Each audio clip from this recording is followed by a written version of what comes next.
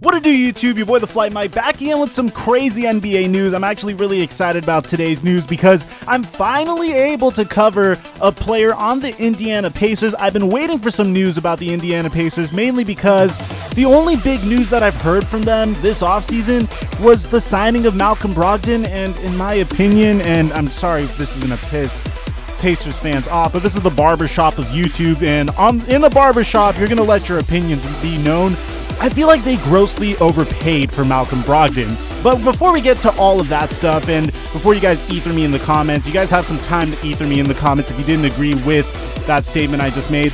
I wanted to let you guys know of a huge giveaway I'm doing. Pretty much the way this giveaway works is currently I have about 7,600 followers on Instagram, and to thank you guys for the success that this channel has been attaining, this crazy success, and it's all thanks to you guys, I am going to be giving away a pair of off-white Jordans on my Instagram as soon as we hit 10,000 followers. And you guys have also been giving me some great giveaway suggestions, which I'm going to be running after this. Stuff like buying you guys tickets to NBA games when the season starts, and purchasing cheaper shoes but for multiple people. Like, instead of giving away a pair of off-white Jordans, maybe I'll give away a pair, like 3 or 4 pairs of Jordan Red Toes, or 3 or 4 pairs of Yeezy Zebras, or, well, if I give away the Yeezy Zebras, it will probably be like 10 pairs, but you get what I'm saying. So if you have any more great giveaway suggestions, let me know in the comment section down below, because I am always looking for ways to give back to the following that made Theflightmike who he is today. I'm sorry for speaking in third person. I watch a lot of rock videos now. Well, a lot of The Rock's videos, but let's get on to this great information about my boy Victor Oladipo. I know his game was based off of athleticism. I know he was drafted based off of athleticism, but that wasn't the only reason he got drafted. He got drafted because of his basketball IQ as well. He's a great basketball player in my opinion. He makes the smart plays, he makes the smart decisions, and he even showed a little bit of a playmaking ability coming out of Indiana. In fact, his playmaking ability was so great that the Orlando Magic decided to play him at point guard when they drafted him number 2 overall in the 2013 NBA draft. And although it didn't really work out for him to play point guard, he was also in a very bad situation in Orlando. You have to understand, the Orlando Magic literally just drafted whoever the heck at whatever the heck position, made them all compete against each other for minutes, and it just turned out to be this very toxic atmosphere. I can make a video about the Rob Hennigan Orlando Magic if you guys would like, but I feel like there's a lot of videos on how terrible the Hennigan-esque Orlando Magic were. Now, eventually we know what happened with the Orlando Magic.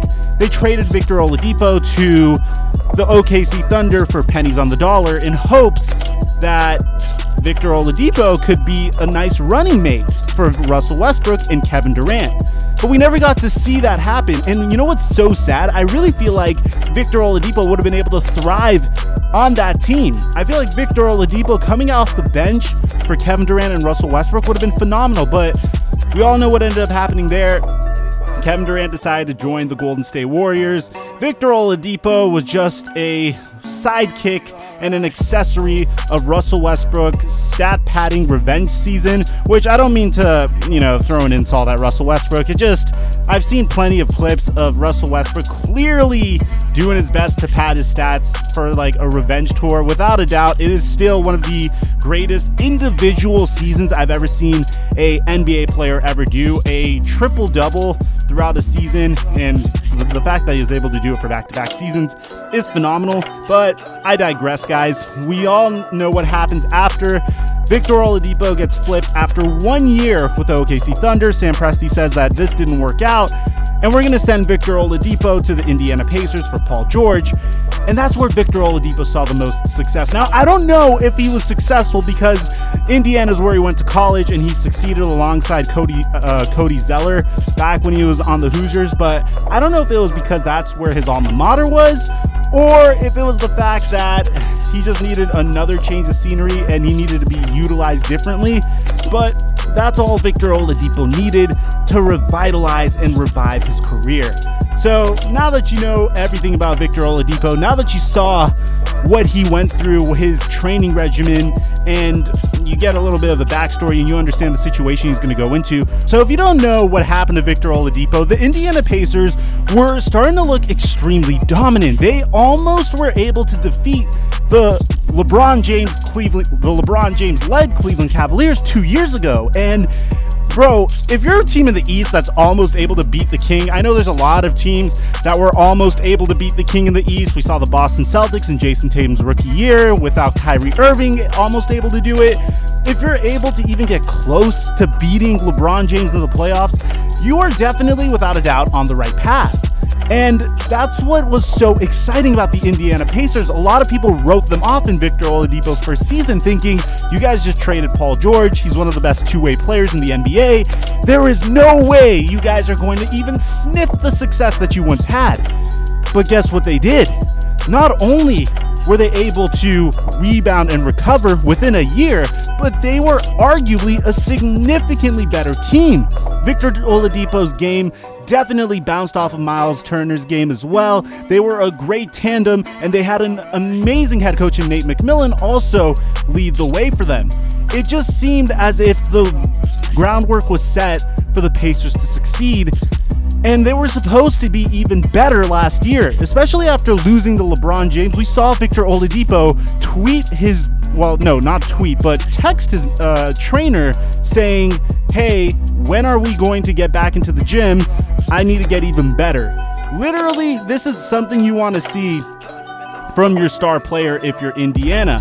But all of this took a little nasty road bump last year when the Indiana Pacers played against the Toronto Raptors around January, late January. You saw Victor Oladipo rupture his quadriceps tendon. And if you don't know what muscle that is, that's pretty much your main leg muscle. It's the main muscle that you use to push off of your leg. It's not really as bad as a torn ACL or a ruptured Achilles, but for the most part, it's still pretty freaking bad. DeMarcus Cousins also had this injury, so questions began to arise whether Victor Oladipo would ever be the same player again. And without a doubt, every single time you go down with an injury, you're away from the game, and especially if it's a rupture of a muscle or a tendon, you begin to wonder if a player will ever gain his athleticism back, and if he does, will he be the same player again? We've seen players like Tracy McGrady return from injury not the same way. We know what Derrick Rose went through and what injuries have done to his career. We saw Kobe Bryant become sapped of his talent towards the end of his career because of his ruptured Achilles. So what is to become of Victor Oladipo? And Victor Oladipo decided, hey guys, let me tell you guys how I'm doing so far. So he dropped this video of him doing a great workout, and it's actually a very interesting workout. He starts out over here on, well, it seems to be AstroTurf. Well, not AstroTurf, but turf, football turf, which makes it way more difficult for him to run, and I'm assuming that's supposed to give him additional tension towards his quad. By the way, if you're a trainer, you know why he's doing what he's doing. Let me know in the comment section down below. But after we see him sprinting on what seems to be a football field, you see him working on his game, working on his shot. His shot looks a little bit different. He's working on his step back. He's even doing a little bit of a double step back, you know, a la James Harden-esque type of move over there. So if you ask me, man, and again, repeatedly working on his step back, I think that's like the only thing I'm seeing here so far. It's actually really interesting. He's working on what seems to be a double step back, unless if my eyes are playing tricks on me, but I gotta let that go because I really need to know, what do you guys think? Where do you think Victor Oladipo is going to go this season? Do you think he's going to be back to his original form? Where do you think he's going to finish this season? Do you think he could become an all-star for the East again? Do you think he's going to be able to lead the Indiana Pacers to a top 4 seed in the East? If so, what seed do you think he's going to be able to get to? And do you think they're capable of beating a team like the Milwaukee Bucks, the Boston Celtics, or the Philadelphia Sixers? If not, tell me why not. Besides that, guys, once again, thank you so much for your support, and drop a like and subscribe and turn on notifications if you want to get notified of any breaking NBA news on my channel. Besides that, I'm your boy, Theflightmike, and I'll catch you guys later.